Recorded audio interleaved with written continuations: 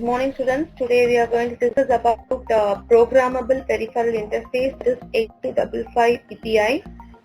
So the PPI is the important university question, the repeated university question, unanswered repeated question. So it is a 40-pin integrated IC which we can design for various interface units.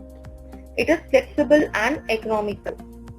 So this is the pin diagram. It is a 40-pin IC. So here we are going to discuss about ports, read and write signals, then the ports A, B, C, then data and then address. So this is the pin diagram. They will be asking in 2 mark question also. Draw the pin diagram of 8255. So remember, this is very important. The next one is the signals. So corresponding to the pin diagram, so how the signals can be transmitted. So this is also an important diagram. The next one is 8255 input output port and PPI. So it has 24 input output port lines, which is grouped into 2 groups, that is group A and group B. So in group A it is a port A and port C upper, whereas in group B it is port B and port C lower.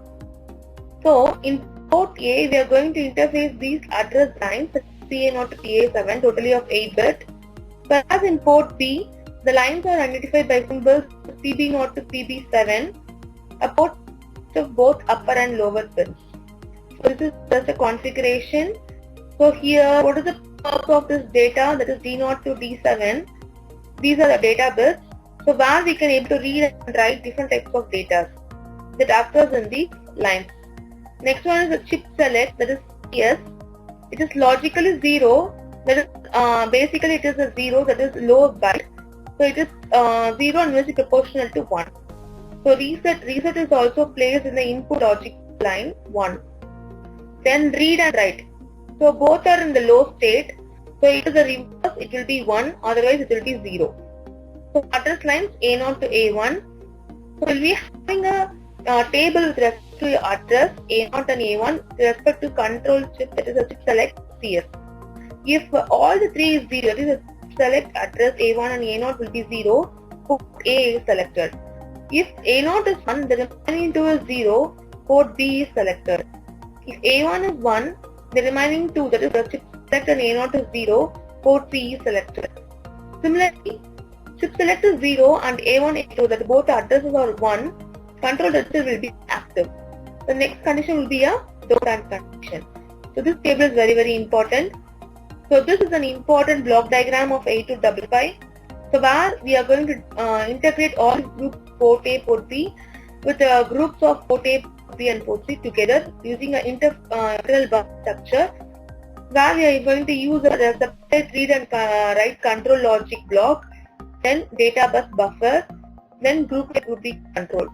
So with the help of this diagram only we are going to explain this further. So in block diagram, the architecture is already have 40 pins and divided into 4 parts. The first part is data bus buffer. The second part is read or write control logic. The third is group A and group B control. The fourth is port A, B and C. Yes, Jay Kumar, let's listen. Okay. So if you have doubt, we'll clarify later. Ask. Okay. Yes. Listen. So this is a tri-stick bidirectional buffer. It is used to interface 8255 with the system bus. So what does the data bus will do? It will transfer the instruction from all the other memory instruction and execute in a structured manner. Yes, Cynthia, you listening? Okay. The second one is read by write control logic. So here what it will do, it will accept the control signal, that is read and write. So that is active in all the groups. It will accept it and execute the operation, which operation is to be performed. So it has the following pins: this chip select, read, write, reset, A1 and A0. So the help of this pins, read and write and operations are being operated. Then coming to the third, that is group A and group B control. These blocks will receive the control from CPU and issue commands to the respective ports. So whereas group A is CA and PCU, it will be PC7 to PC4, and group B is PB and PCL, that is PC3 to PC0. So the data are being divided into of group A and group B of each consists of 4 bits. Then when coming to this mode of port A, we have 3 modes. mode 0, mode 1 and mode 2. The mode 0, what's the purpose of this mode A? That is so listen, mode A is nothing but we have 3 program modes, mode 0, mode 1 and mode 2. It is being latched into an 8-bit buffer.